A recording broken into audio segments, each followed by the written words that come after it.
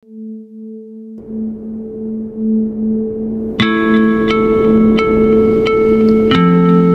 henerasyon, malamig, puno ng takot, pangamba at pagod.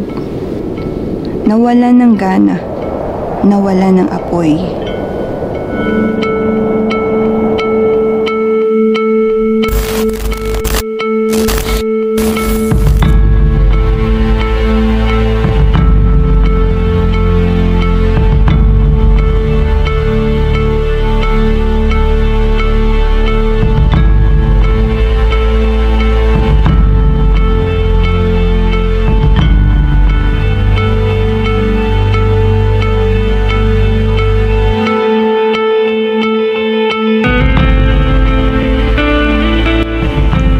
Sabi ko, titigil na ako. Pero parang apoy. Apoy na nakakulong sa loob ng puso't buto ko. Hindi ko kayang hindi magsalita. Hindi ko kayang manahimik.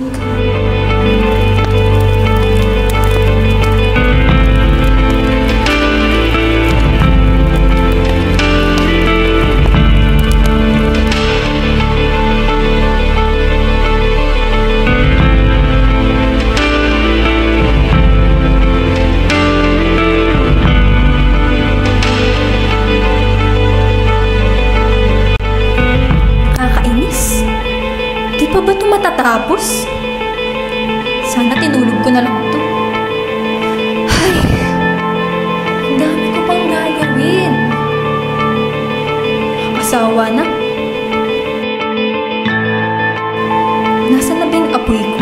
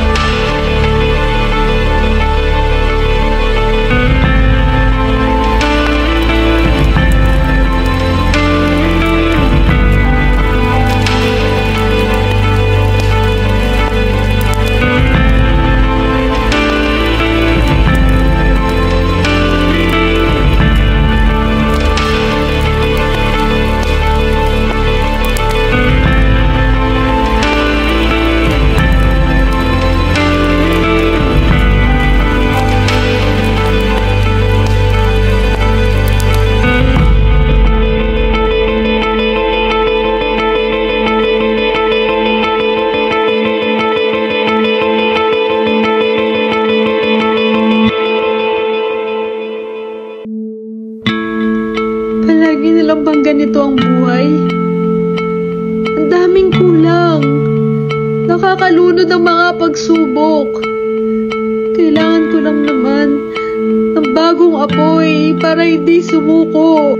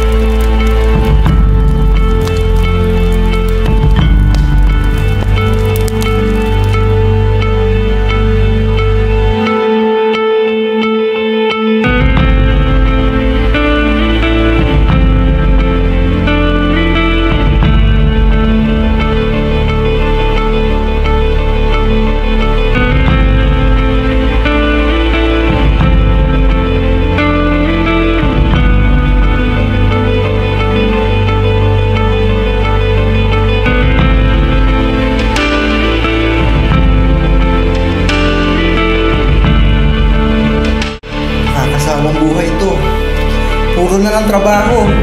Nakakapagod na. Mababalik pa ba yung apoy sa puso ko?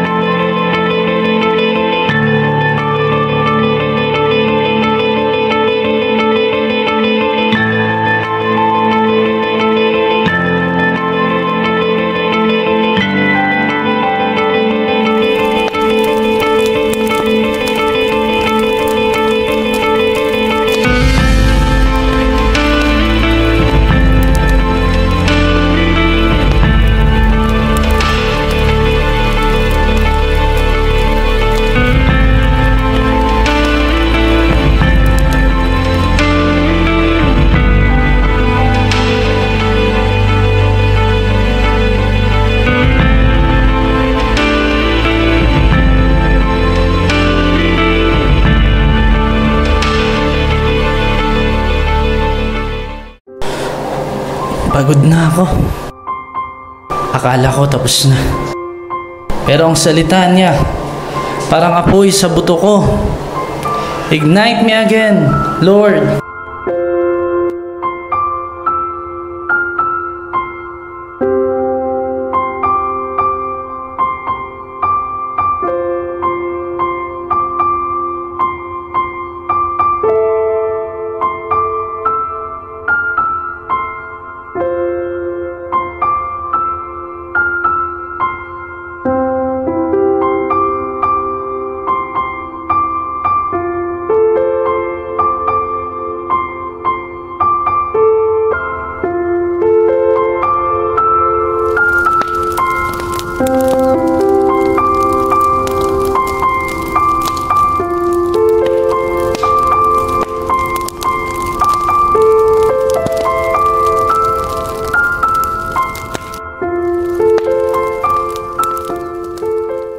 But before we start, let's all close our eyes and we will pray. Mananalangin po tayo sa ating Diyos. Aming Diyos na banal, na makapangyarihan. Lord, we honor you in this place. We invite you, Holy Spirit. We invite you, Lord, in this place. You are, Lord, the VIP in this place. Holy Spirit, you are the primary guest in this place. And so right now, ano man ang plano mo, Panginoon, sa lahat ng naririto ngayon, O Diyos. Whether we are first-timers, Lord God, whether we are, Lord, mga matatagal na kami, Panginoon, sa pananampalataya. Lord, we pray, katagpuin mo kami, Panginoon, ngayong hapon, O Diyos. Dalangin namin, Panginoon, anuman, O Diyos, yung aming pong pangangailangan, anuman, O Diyos, yung aming daladalahin. Sa oras na to, Panginoon, dalangin namin na ang banal mong Espiritu Santo, Panginoon, ng iyong apoy, ay patuloy, Lord, na patuloy, O Diyos, patuloy, Lord, na humipo po sa amin, Panginoon. Maraming pong salamat. Sa tanging pangalan ni Jesus, let's all say amen and amen. Hallelujah. Sige po, palakpak po ulit sa ating Diyos na buhay. Hallelujah. Let's start. Amen? Alright, now, what comes to mind when you hear the word wildfire? Kapag ka naririnig mo yung salitang wildfire, ano yung unang pumapasok sa isip mo? What comes to mind? Diba? So, pag narinig natin yan, ang una nating naisip, tinagalog ko lang, apoy, no? Or maybe, you were thinking, baka, ito yung mga napapanood natin na mga wildfire sa iba't ibang bansa. Tama po. And one of the most, pinaka-malaki at pinaka-grabe po na wildfire happened in 2019 was in Australia. Sabihin niyo, Australia. Alam niyo po ba bakit malaki yan? Because yan po ay nagsimula sa isang small spark of fire. Nagsimula sa isang maliit na apoy at tumupok po yan ng 46 million, tama? Nasa aking 46 million hectares of land. Imagine, napakalaki. So pag inisip po natin, napakaraming hayop, napakarami pong bahay at napakarami pong buhay ang nawala nung pagkakataon pong yan because of a small spark of fire. Are you here? Now, nitong lately lang po, if you were living in Kamanaba, nagkaroon po ng apoy, nagkaroon po ng sunog dyan sa Flexo. At alam niyo po ba, nasaksihan ko po pag uwi ko po ng bahay, ang laking apoy.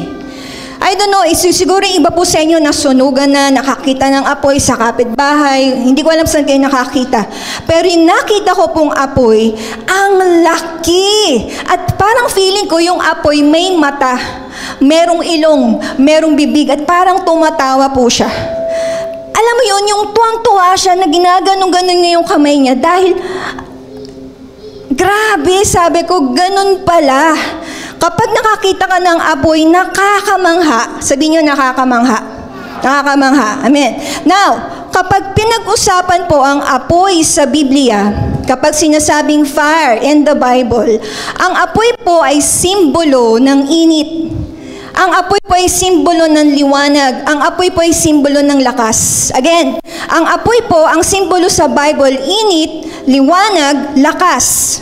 Naintindihan? Amen? Fire is a symbol of heat. Fire is a symbol of light. Fire is a symbol of strength. Amen? At sa Bible po, it is often used by God to reveal Himself. Kadalasan po, ginagamit ng Panginoon ang apoy para ipakilala niya ang kanyang sarili. Nandiyan ka. Say amen. Now, when we talked about fire in the Bible, unang-una, fire represents the presence of God.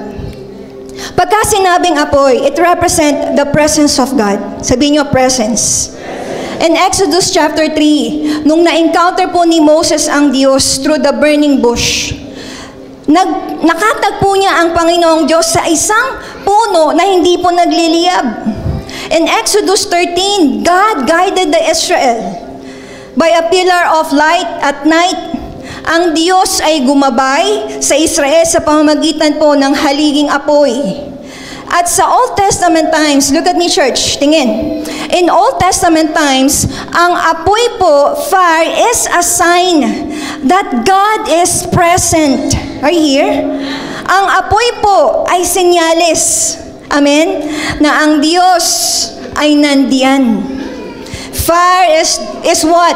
You will know that God is there if there is fire in the Old Testament times. Say amen. You know, maybe you've been searching for direction in your life. Or maybe today it feels like, Lord, I am walking in the dark. I'm not sure where to go. You know what you need? You need the light of God. You need the fire of the Lord. Because why? Fire is the presence of God. Are you here? Say amen. Pangalawang punto, pagka sinabing fire, it also means what? Fire is cleansing. Sabihin niyo, cleansing. In Malachi chapter 3, describe ni Malachi ang Diyos bilang refiner's fire.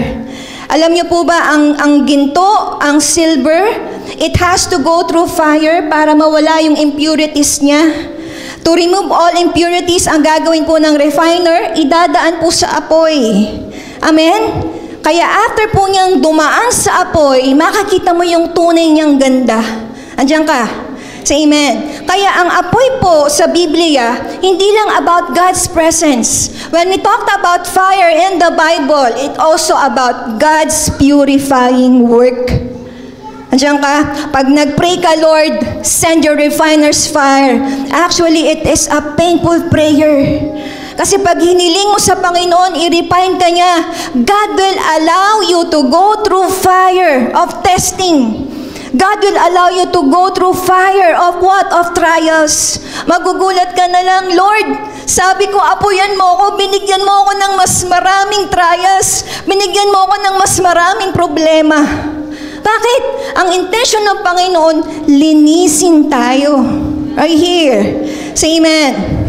Ang intensyon ng Panginoon, amen, is to purify us, is to cleanse us, is to make us whole. Ang intensyon ng Panginoon, it is not to destroy us. Amen. Ang intensyon ng Diyos ay gawin tayong kamukha niya. Andiyan ka. Say amen. Una, fire represents the presence of God. Pangalawa, fire represents cleansing. And pangatlo, fire is power. Sabihin niyo, power. With power. Sabihin niyo, power.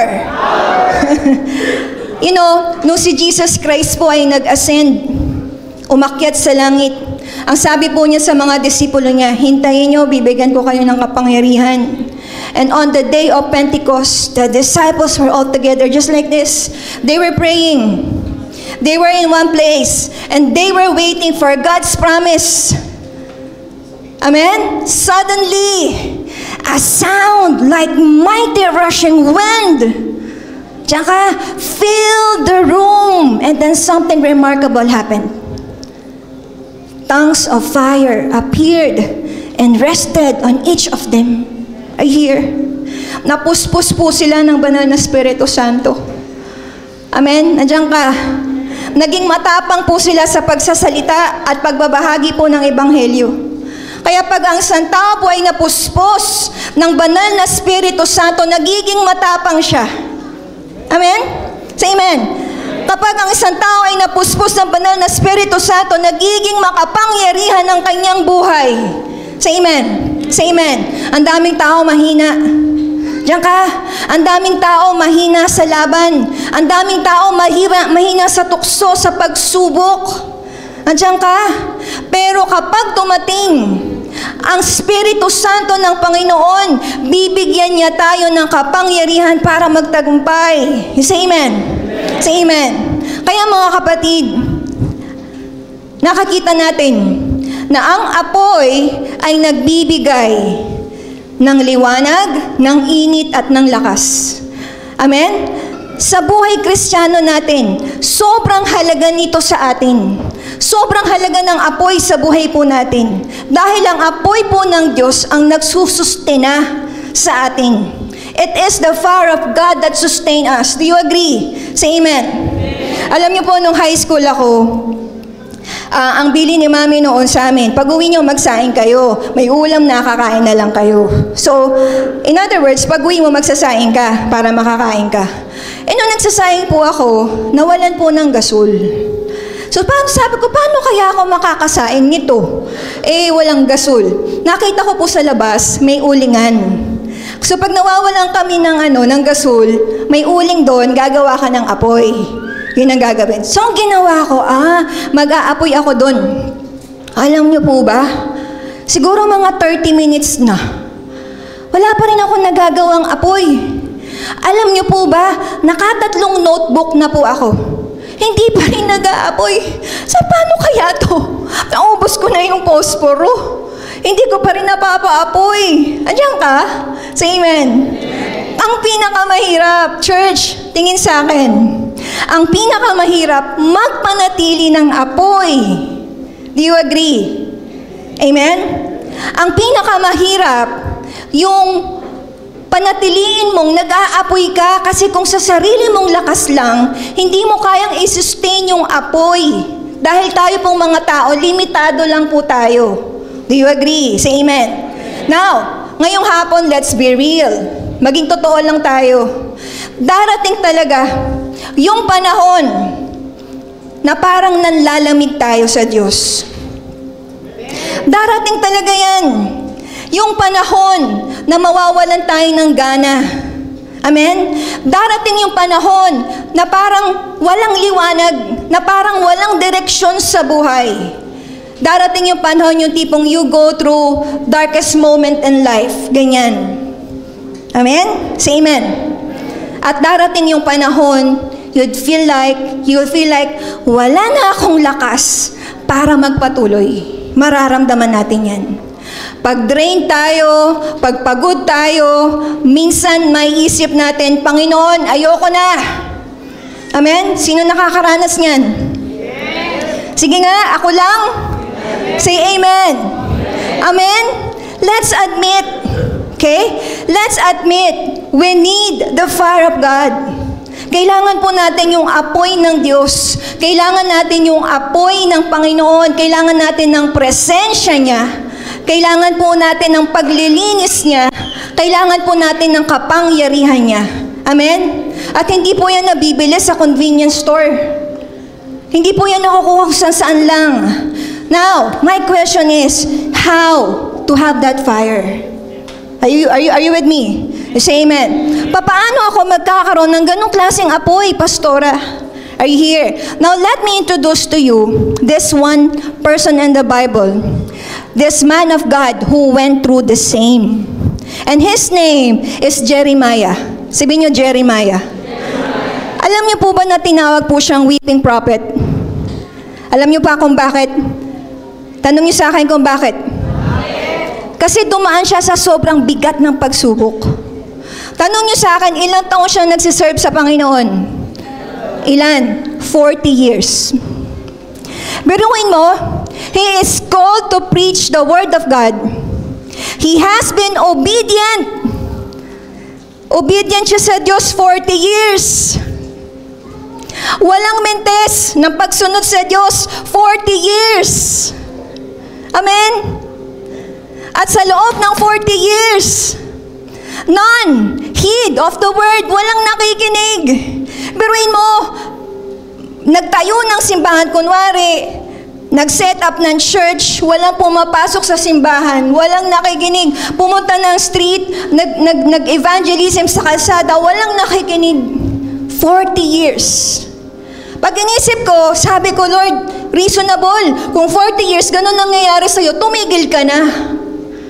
Diba? 40 years, andiyan ka? Stop ka na. 40 years obedience si Jeremiah. Sabi niya sa Panginoon siguro, sa akin lang, Lord, siguro naman reasonable na this time mag-give up na ako. Siguro naman reasonable, Panginoon, na this time tigilan ko na. Kasi wala naman nangyayari sa loob ng 40 years. Nandiyan ka? You say amen. Pero alam mo ba kung anong sinabi niya sa Jeremiah 20 verse 9? Ito po. But if I say, I will not mention His word or speak anymore in His name, His word is in my heart like a fire shut up in my bones. I am weary of holding it in. Indeed, I cannot. Ulitin ko. But if I say, I will not mention His word or speak anymore in His name, His word is in my heart like a fire shut up in my bones. I am weary of holding it in. Indeed, I cannot. Andiyan ka? Ano sabi niya sa verse 9? After 40 years, Lord, walang mintis na pagsunod sa'yo. Pero sa verse 9, sabi niya, hindi na kita babanggitin. Sa verse 9, sabi niya, hindi na ako magbabanggit ng kahit anong tungkol sa'yo. Yun ang sinasabi niya. Andiyan ka? Say amen. Pero may nangyayari sa loob. Alam mo yun, yung bumubuka yung bibig niya, pero sa loob-loob niya may nangyayari. But His word is like a fire in my heart. Are you there? Apoy sa puso. Iba yung lumalabas sa bibig ko, pero iba yung nasa puso ko. Amen? His word is like a fire in my heart, a fire shut up in my bones. Ang kanyang salita ay apoy sa puso ko, sagad hanggang buto. Amen? Say amen. Kaya kapatid, look at me. Tingin sa akin. Ito yung real picture. This is the real picture ng apoy ng Diyos sa buhay ng isang mananampalataya. If you call yourself mananampalataya sa Panginoon, this is the real picture. Nagagalit na naman ako. Yan kayo? Say amen. Na kahit dumaan ka sa lamig ng pagsubok, na kahit gusto mo nang sumuko, may apoy na hindi mapapatay. Nandiyan ka? At yan ang apoy ng banal na Espiritu Santo na patuloy pong na nagbibigay sa atin ng init, liwanag at lakas. Amen. Say amen. Now, mabilis lang ako. Pag-aralan natin yung buhay niya. Are you ready? Mabilis ba ako? Nakukuha niyo po. Dito sa upper box, dito sa lower box, dito sa VIP. Hello, Araneta! Gusto ko sana ganun kalaki. Andiyan kayo? Point number 1. Point number 1. This is my point. Number 1, Jeremiah knew what it is like to be discouraged. Diyan ka? Si Jeremiah, isang propeta, tinawag ng Diyos para magsalita ng katotohanan. Pero hindi naging madali ang journey ni Jeremiah. He is a prophet, but his journey wasn't easy. Are you here? Alam niyo po ba kung ano ang ginawa ng Diablo sa buhay niya? Alam niyo po ba kung ano ang ginawa ni Satanas ng kaaway sa kanyang buhay? Pinagplanuhan po si Jeremiah. Ginawan po ng tactic ng Satanas. Ang ginawa po ni Satan, pinagsama niya ang external pressure at internal discouragement. Labas mo yun. Pinagsama niya yung external pressure at yung external pressure at yung internal discouragement. Bakit? Tanong niyo sa akin kung bakit. Kasi kapag napatahimik ang messenger, hindi kakalat ang mensahe. Say amen. Kapag napatahimik mo yung messenger, wala nang magsasabi ng mensahe. Do you agree? Ganun lang kasimple. Pag hindi kumalat ang mensahe, para na rin namatay ang misyon. Amen. Say amen. Malinaw po ba? Amen? If the enemy can silence the messenger, the message won't spread. Are you here? Say amen. And that is as good as killing the mission. Are you here? Amen? Until today, hanggang ngayon, church, ganun pa rin ang strategy ng kaaway. Kaya pakinggan niyo po ito Kung nakakaranas po tayo ng discouragement, ngayon, hindi ka nag-iisa. Jeremiah knew what it is like to be discouraged. Are you here? Say amen. Anong ginawa ng dyablo? Una, ang ginawa po ng dyablo, nilagyan po siya ng discouragement. Andiyan ka. Say amen. So the first thing that Satan will do is to discourage us. Para maalis ang apoy natin, ang gagawin niya Satanas, aalisin niya. Yung apoy natin, lalagyan tayo ng discouragement. Are you here? Ano po sabi sa Jeremiah 20 verse 8? The word of the Lord has brought me insult. The word of the Lord has brought reproach all day long. Diyan ka? Say amen. Andiyan ka? Amen? Imaginein mo, nagsuserve sa Panginoon. Pero ano nakukuha niya? Ano nakukuha niya? Hinahamak lang ako Pinagtatawanan. Puro rejection na natanggap ko. Walang pinagkaiba kung bago ka mananampalataya, nagsishare ka ng gospel, you're sharing the good news. Pag in-invite mo, uy, tara, punta tayo ng church. Ano sabi sa'yo ng kapitbahay mo? Uy, boring dun. Amen? O minsan nag-post ka kunwari ng verse sa Facebook. Tapos sabi ng mga barkada mo, uy, nagpapakabanal. Diyan ka? Say amen. Parang ganito yan Sipin po natin. Nag-effort ka kunwari maghanda ng masarap na pagkain. Ang sarap na pagkain sinerve mo. Diyan ka? Para sa pamilya. Excited ka kasi gusto mo makakain sila ng masarap. Kasi alam mo, the best na niluto mo yan Pero nung inihahain mo na, walang pumapansin. Sino nakaka-relate? Diba? Yung iba tiningnan lang. Ano yan? Ayoko yan. Diyan ka? Anong mararamdaman mo? Natural madi-discourage ka. Kasi gusto mo lang naman magbigay ng pinakamabuti sa pamilya. Amen? Say amen. Ganon din si Jeremiah. Ang dala ni Jeremiah ay salita ng Diyos. Ang dala ni Jeremiah, pagkain para sa kaluluwa. Pero imbes na tanggapin, tinanggihan, tinawanan pa siya. Are you here? Say amen. Now, what is the goal of the enemy? Ano ang goal ng kaaway? Kasi yan, tactic ni Satanas yan Tactic ng kaaway po yan Diyan ka? Say amen. Ang tactic ng kaaway, listen, paniwalain tayo na walang nakikinig. Ang tactic ng kaaway, paniwalain tayo na walang epekto yung ginagawa natin. Ang taktika ng kaaway, paniwalain tayo na mas mabuti pang manahimik tayo kaysa masaktan tayo ng paulit-ulit. Andiyan ka? Andiyan ka? Amen? Ano yan Old same book ni Satanas. Sabi ni Satanas, Lord, discourage ko yan. Hindi na magpapatuloy yan.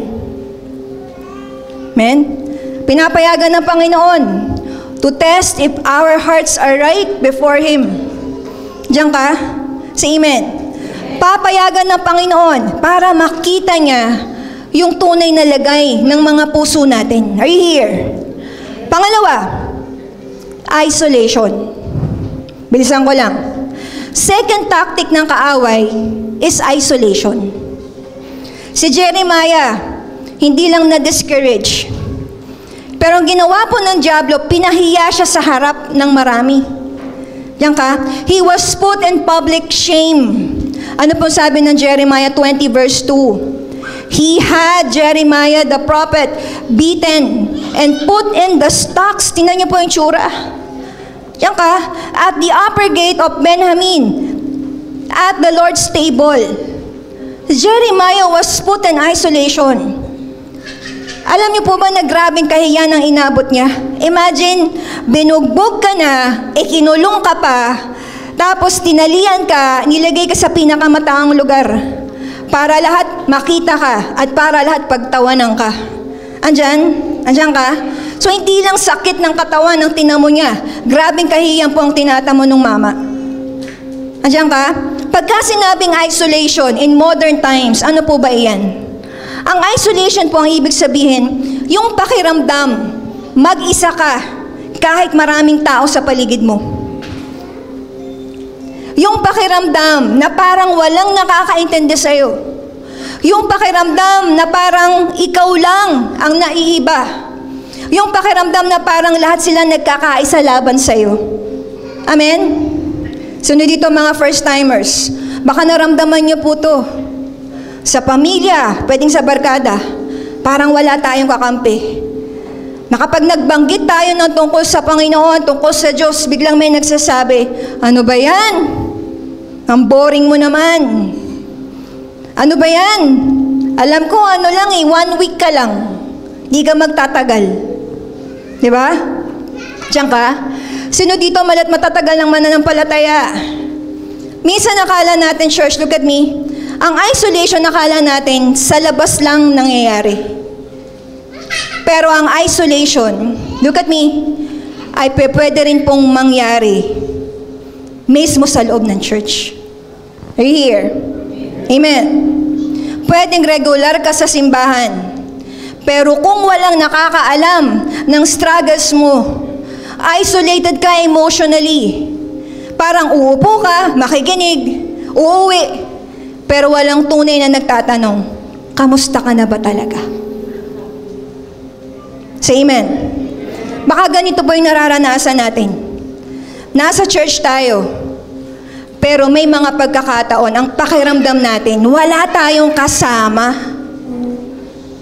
Pwedeng surrounded ka by people, pero you still feel lonely. Alam mo, tactic ng kaaway yan eh. Sabi niyo, tactic ni Satanas. Kasi bakit? Yan ang gusto gawin ng kaaway sa atin. Ang gusto ng kaaway, iparamdam sa atin na hindi tayo belong. Say amen. Ang gusto ng kaaway, iparamdam sa atin, hindi ka na bahagi. Amen? Minsan hindi naman namin sinasadya na hindi kayo makamusta. Minsan hindi naman intentional na gano'n ang maramdaman natin at maiparamdam natin sa kapwa natin, Kristiyano sa loob ng church. Pero tactic ng kaaway yan eh. Iparamdam sa atin na hindi na tayo bahagi. Ay, hindi na ako belong doon. Ayoko na doon. Nakuha niyo po ako? Say amen. Kaya malinaw po na sinasabi ng Hebrew 10:25, let us not give up. Let us not give up meeting together, as some are in the habit of doing. Let us not give up meeting together, as some are in the habit of doing, but encouraging one another. Ang mahirap, baka may meeting nga, pero hindi naman encouraging. Ang mahirap, baka encouraging naman, pero wala namang meeting. Yan sabi ng Panginoon, magsama-sama kayo. Mag-apuyan kayo. Na pag nagsasama-sama kayo, hindi kayo nagpapatayan ng apoy ninyo. You encourage one another. Are you here? You say amen. Amen? Kasi bakit? Parang uling. Yung uling, pag hiniwalay mo yan sa karamihan, ano mangyayari? Mawawala yung apoy niya. Andiyan ka? Say amen. Kapag inalis mo yan, yung isang piraso nilagay mo sa tabi, ang bilis niyang lumamig. Ganyan ang isolation. Amen? You say amen. Say amen. Now, we have discouragement. We now have isolation. Tactic na Satan kay Jeremiah, nag-input siya ng self-doubt. So dumating si Jeremiah sa punto na gusto na po niyang sumuko. Sabi ni Jeremiah verse 9, I will not mention His name. I will not mention His word anymore. Yan ang sabi niya. Andiyan ka? Ibig sabihin, nung binanggit na niya sa bibig niya, he is already declaring in his mouth. He declared it already in his mouth. Amen? Hindi yan silent quitting lang. Amen? Dineclare niya. Dineclare na niya eh. Deliberate quitting ang tawag doon. Deliberate resignation. Ang sabi niya sa Panginoon, Lord, resign na po ako. Sino dito nag-resign na? Ako lang. Ako lang ba yung gustong mag-resign? Sino yung gusto dito? Bababa na ako.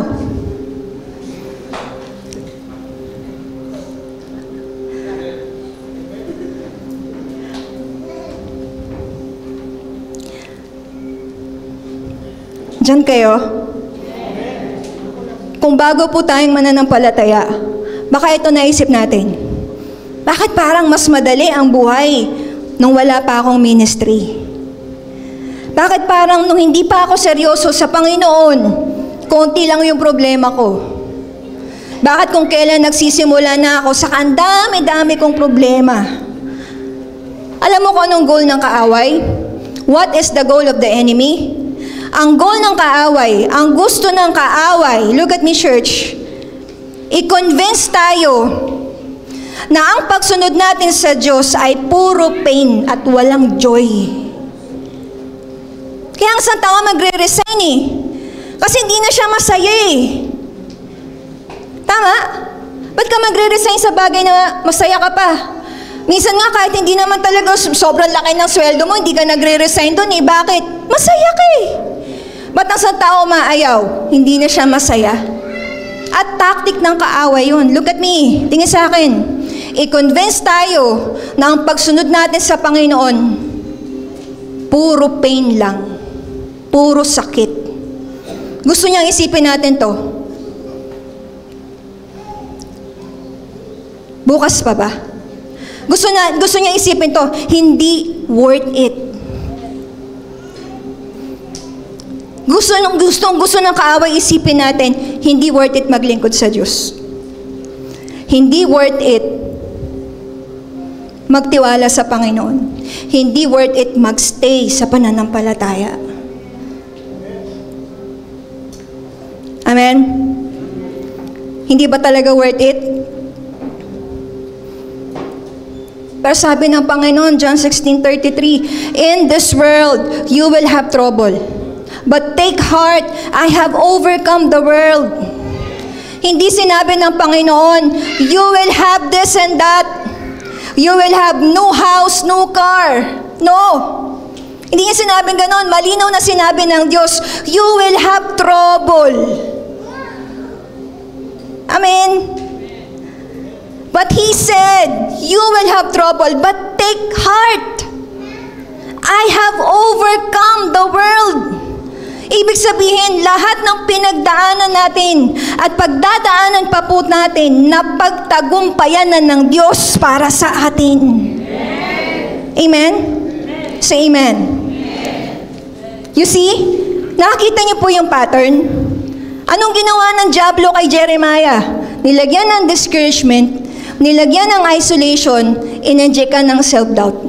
Last na nilagay niya, weariness. You see? Jeremiah is not just discouraged. Hindi lang po siya isolated. Hindi lang siya nag-doubt sa sarili niya. Pero ito pa ang ginawa ng diablo sa kanya. Jeremiah 20 verse 10. I hear many whispering. Terror on every side. Denounce him. Let's denounce him. All my friends are waiting for me to sleep. Amen? Imagine, hindi lang strangers ang problema niya. Ang problema ni Jeremiah, pati yung mga taong malalapit sa kanya. Yung mga taong malalapit sa kanya, nag-aabang kung kailan siya magkakamali. Huwag mo tingnan yung katabi mo. Hindi yan yun. Amen? Kaya hindi lang physical na pagod yung weariness. Hindi lang physical. but emotional and spiritual exhaustion. Andyan ka. Kaya ang pinakamabigat, mga kapatid, yung masaktan ka ng mga taong mahal mo eh. Yun nga lang problema sa pamilya, it's very heavy. Tama? Yung mga taong malalapit sa'yo, masaktan ka, ang bigat nun. Amen? Masaktan ka ng best friend mo, masaktan ka ng mahal mo, masaktan ka ng pamilya mo, masaktan ka ng pastor mo, masaktan ka ng leader mo, masakit yun. Andiyan ka? Say amen. Kaya ang tactic ng kaaway, look at me, tingin sa akin, ang tactic ng kaaway, ubusin ang lakas natin. Ang tactic ng kaaway, ubusin ka. Andiyan ka? Ang plano ng kaaway, mapagod tayo. Mapagod tayo. Look at me. Mapagod tayo. Mapagod tayo hanggang tumigil na tayo mag-pray. Mapagod tayo hanggang tumigil na tayo mag-serve. Mapagod tayo hanggang tumigil na tayo magtiwala sa Panginoon. Mapagod tayo hanggang ayaw na natin. Nakita nyo, pinagplanuhan ng Diablo si Jeremiah. Pinagplanuhan ni Satanas at subtle po yung tactics niya. Anong ginawa ni Satan? Pinaniwala niya si Jeremiah. Walang nangyayari sa mga ginagawa mo. Walang nangyayari. Pinaniwala niya si Jeremiah. Hindi ka belong. Pinaniwala niya si Jeremiah. Hindi worth it. Pinaniwala niya si Jeremiah. Ubus ka na.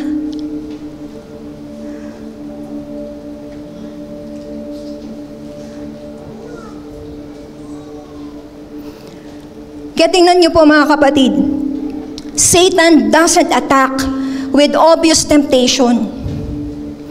Hindi lang sugal ang temptation, hindi lang bisyo, hindi lang immorality.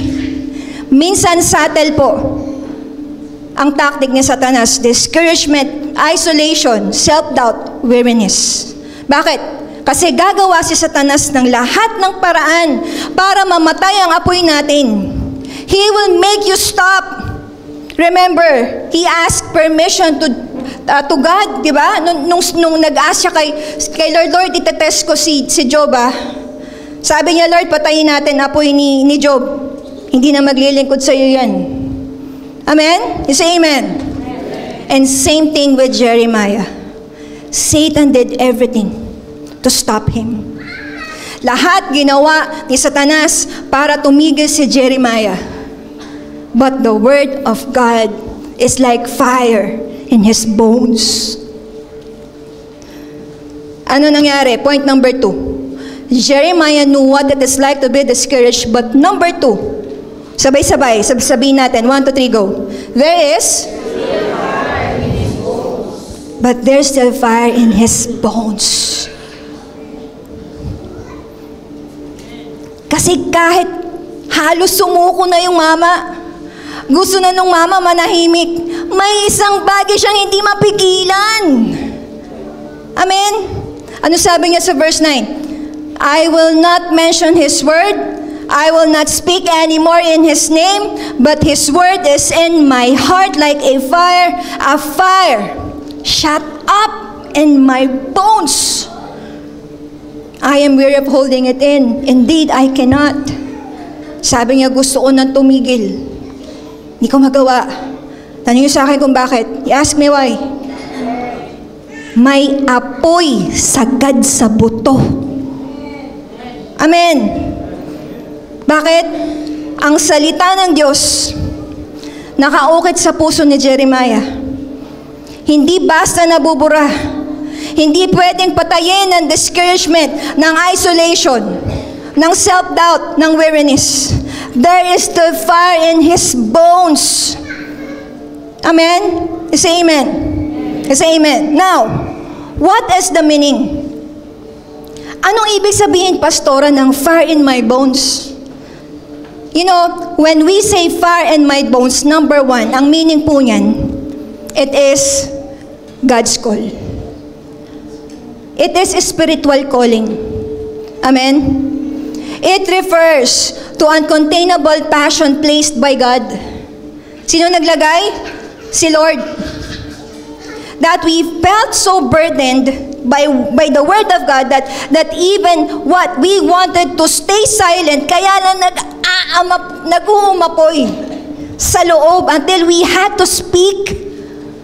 Andiyan ka? Pagka sinabing fire in my bones, hindi yan ordinaryong apoy lang. Yan ay banal. Banal na pagkatawag sa Diyos. That is holy passion. Inilalagay ng Diyos sa loob ng puso natin. Isa siyang calling na hindi mo basa-basa matatanggihan at hindi mo matatakasan. Parang sulat, personal, pinadala ko nwari kay Joby. Kung para kay Joby yun, kahit itago niya, subukan niyang i-ignore. Babalik at babalik sa'yo yun kasi nakapangalan sa'yo Andiyan ka? Isipin niyo, sino dito mga teachers? Di ba? Isipin niyo po, nakakapagod maging teacher. Ang dami pong ginagawa niya mga papel. Yan ba pumapasok sa trabaho dahil lang sa sweldo? Hindi. Calling nila yan. Passion nila yun. Do you agree? Yung nanay. Mahirap maging nanay, tama ba? Di ba? Pero bakit makukuha pa ng isang nanay gumising sa madaling araw, mag-ayos ng mga pagkain? Bakit? Kasi passion niya yun at calling niya yun bilang ina. Andiyan ka? Say amen. Ganon din tayo sa pananampalataya. Kapag tinawag tayo ng Diyos, may ilalagay siyang apoy sa mga puso natin. Say amen.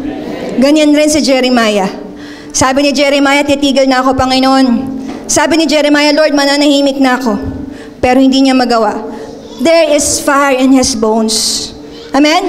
Pangalawa, when we say fire in my bones, it is what? It is deep belief. Pagka sinabing deep belief, inner conviction. Yung apoy, hindi lang basta passion yan. Yung apoy po, matinding conviction yan, nagaling sa Panginoon. Say amen. Parang konsensya. Diba?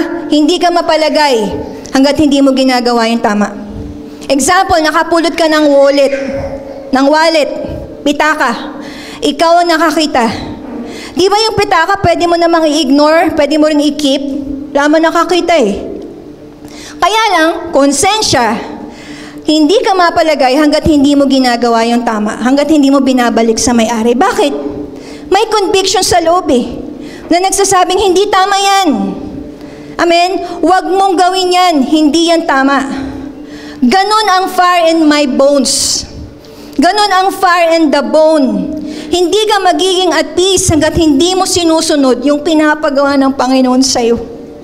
Sa case ni Jeremiah, gusto niyang manahimik. Hindi siya mapakali. It is holy restlessness.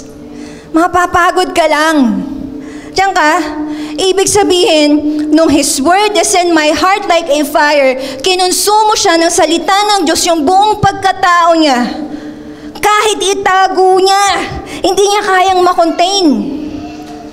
And so the fire now consumed. Alam natin, the fire can consume whatever it touches, right? Ganon ang ginawa ng salita ng Diyos sa puso ni Jeremiah. Na-consume si Jeremiah until obedience was only the option. Diyan ka. Kaya hindi ka magiging at peace until you do what God has called you to do. Inner urgency yan, mga kapatid. Apoy na magtutulak sa'yo sa pagsunod. Diyan ka. Ano ulit ang fire in my bones? It is God's call. It is deep belief. Last, it is God's strength. It is empowerment. Tandaan natin, si Jeremiah, tao lang din yan. Si Jeremiah nakakaramdam ng pagod. Si Jeremiah nakakaramdam ng discouragement. Gusto na rin niya sumuko.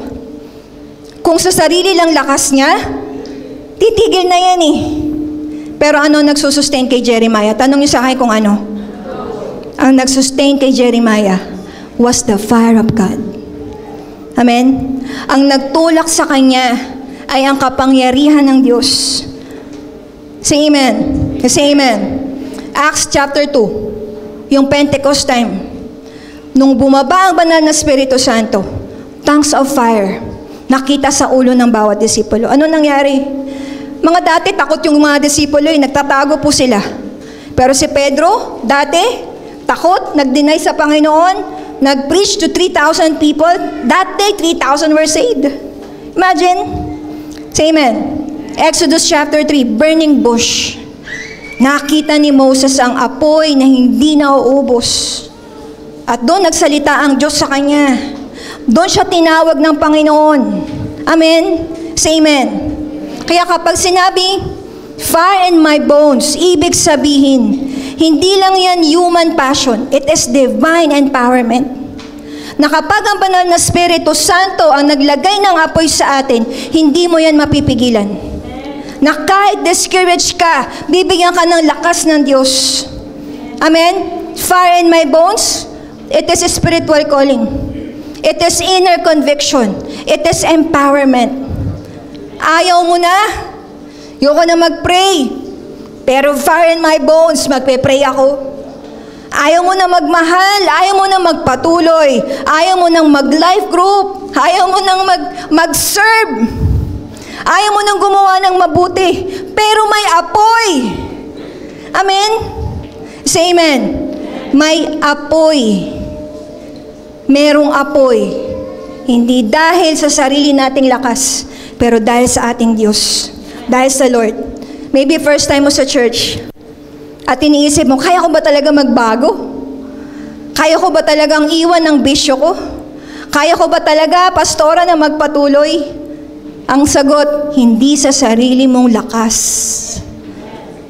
Pero kung papapasukin mo si Kristo sa buhay mo, siya ang magbibigay ng apoy na hindi nauubos. Siya ang magbibigay ng lakas na hindi galing sa atin, kundi galing sa Kanya. Amen? Say amen. Say amen. Sabi mo sa katabi mo, hindi pa tapos ang Diyos sa'yo. May baga pa. May apoy pa. Na kapag inihipan ka ng Diyos ngayon sa buhay mo, sisiklab ulit ang apoy. Amen. Say amen. Kaya pag sinabing fire in my bones, yan po, ibig sabihin po nito, hindi natatapos ang plano ng Diyos sa iyo. Kahit discouraged ka dahil ang salita at ang Espiritu ng Diyos ay hindi pwedeng patahimikin. Are you here? Are you here? Do you follow? Jeremiah knew what it is like to be discouraged. Number 2, there is still fire in his bones. Number 3, samahan ako ng banda. Ay, sige, mamaya na. God, tapos na ako. Number 3 na to. Number 3, God turned his lament into praise. Amen? Now, how did God turn his lament into praise? Pagka sinabing lament, pastor, ano ibig sabihin yan? Ang lament po, hindi simpleng lungkot lang. Pagka sinabing lament sa Biblia, yan po ay malalim na pag-iyak ng puso. Yung pakiramdam natin na hindi natin kaya. At dahil hindi natin kaya, inilalabas po natin sa Diyos. Yun ang tawag dun. Pagka sinabing lament, it can be, pwede siyang luha. Pag sinabing lament, pwede siyang buntong hininga. Pag sinabing lament, pwedeng tanong, Lord, bakit ganito? Pag sinabing lament, pwede rin pananahimik. So in simpler words, look at me, to lament is to cry. Diyan ka? Is to cry out because you are hurting inside. And it can be through tears. It can be through words or silence. Diyan ka? Maganda rito mga kapatid, hindi po kinagagalit ng Diyos ang lament. Hindi kinagagalit ng Diyos ang ating pag-iyak. Amen? In fact, gusto ng Panginoon na makita yung tunay po nating emosyon. Kasi minsan, mas totoo ang pag-iyak kaysa sa mga peking, okay lang ako. Amen? Tingnan niyo po, Jeremiah 20 verse 7. Sabi po ni Jeremiah, you deceived me, Lord, and I was deceived. Alam mo, yan ang linya ni Jeremiah. Pinaka-honest and pinaka-raw na panalangin po ni Jeremiah. Hindi po literal na niloko siya ng Diyos. Pero yan po ay expression niya ng matinding what? Matinding lamentation. Amen? Expression ng matinding struggle niya. It shows his humanity. It shows na totoong-totoo yung mga pain niya. Amen? Parang sinabi niya sa Panginoon, Lord, hindi ito yung inaakala ko magiging buhay ko. Lord, this is not what I signed up for. Andiyan ka? Pansinin niyo si Jeremiah, verse 7 to 12. Puro hinaing, puro reklamo, puro pagod, puro lamentation. Gusto nang sumuko. Verse 13, ito po, bigla. Nag-shift from lament and then to praise. Verse 13. Ang sabi niya doon, sing to the Lord. Give praise to the Lord. He rescues the life of the needy from the hands of the wicked. Amen? Biglang nagbago. Nag-shift from lament and to praise. Sabi niya, sing to the Lord. Give praise. Sabi niya ganun. He rescues the life of the needy from the hands of the wicked. Mula complaint, look at me, naging kanta. Mula tears, naging testimony. Mula, Lord, bakit ganito? Naging, Lord, purihin ka. Diyan ka? Para kang nalulunod kunwari. Tapos sabi mo, wala bang sasagip sa akin? Tapos may humila ng kamay mo, bigla ka na po sabi, praise the Lord. Andiyan kayo? Say amen. Say amen. Ano pong gagawin ng Panginoon? God will put a new song in your heart, in your mouth. Amen? Just like Jeremiah. Ano po sabi ng Psalms 40 verse 3? He put a new song in my mouth. He put a hymn of praise to our God. Kaya mga kapatid, kahit anong dinadaanan natin, at kahit anong hinaing ng mga puso natin, the fire of God inside us will push us back to worship. Amen? From lament to praise, from brokenness to breakthrough, from complaint to song. Ano ibig sabihin? Ibig sabihin, church, look at me. Kahit nasa gitna tayo ng discouragement, may kapangyarihan ng Diyos na baguhin ang awit ng mga puso natin. Diyan ka. Say amen. Now, tawagin ko si Ali. Ali! Now, I want you to hear the song.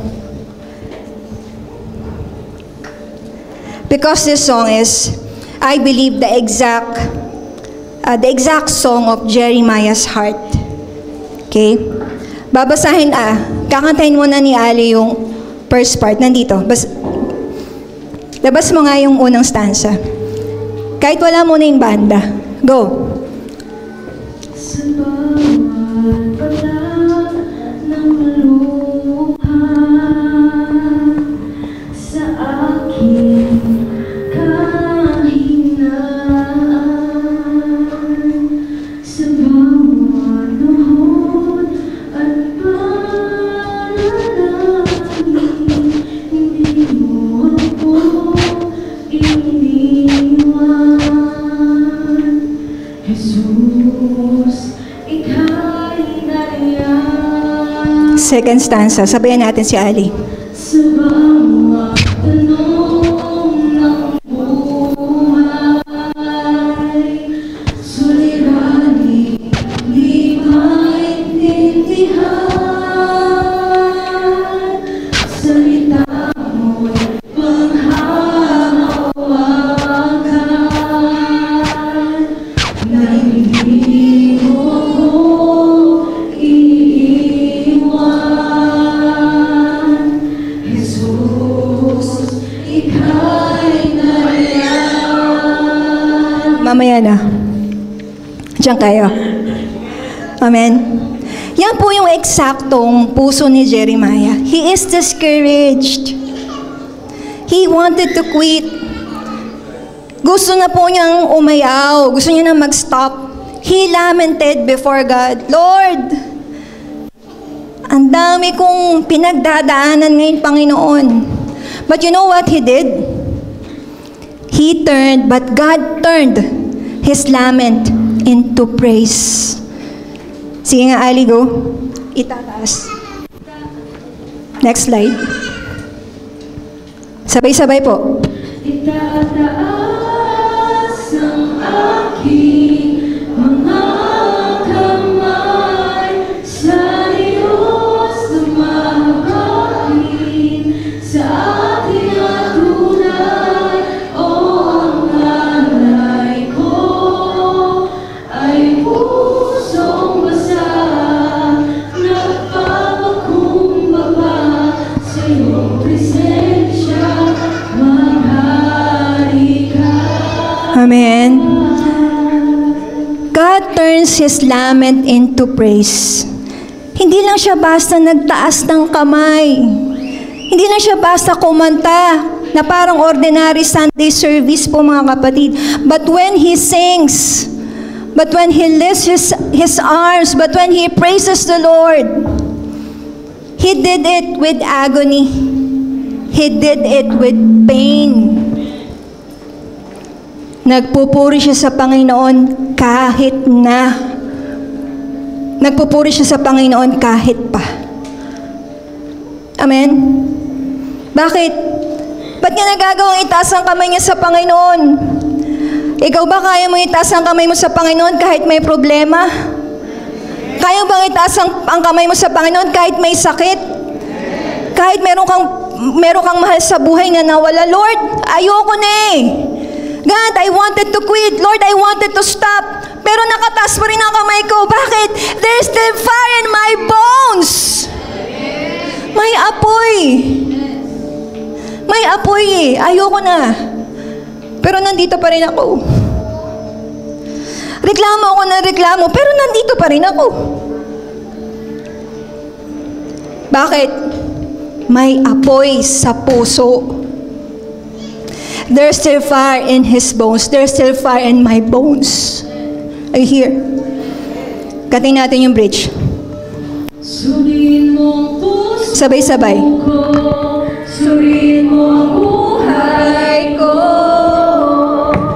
Ninanais ko ang iyong kalooban. Suriin mo ang puso ko, suriin mo ang buhay ko. Ninanais ko ikaw. You know, in his heart, alam niya, walang ibang gusto ang puso niya, kundi ang Diyos. Tinanong siya ni Lord, Nak, kung titigil ka, Nak, kung hihinto ka, Anak, kung hindi mo nagagawin yung ginagawa mo, will you be happy? Magiging masaya ka ba? Pero sabi niya, Nak, yun ba talaga gusto mo? Pero sinabi ng isip niya, yes. Pero sabi ng puso niya, Lord, ikaw ang gusto ko. Ninanais ko'y ikaw. Amen? Anong tawag dyan? Fire in my bones. Are you here? Are you here? Kaya mga kapatid, tingnan po natin yung nangyari kay Jeremiah. Jeremiah knew what it is like to be discouraged. But there's a fire in his bones. Next slide. And God turned his lament into praise. Samahan na ako ng banda. Alam niyo po, ganyan din ang gagawin ng Diyos sa buhay niyo po. Are you listening? Say amen.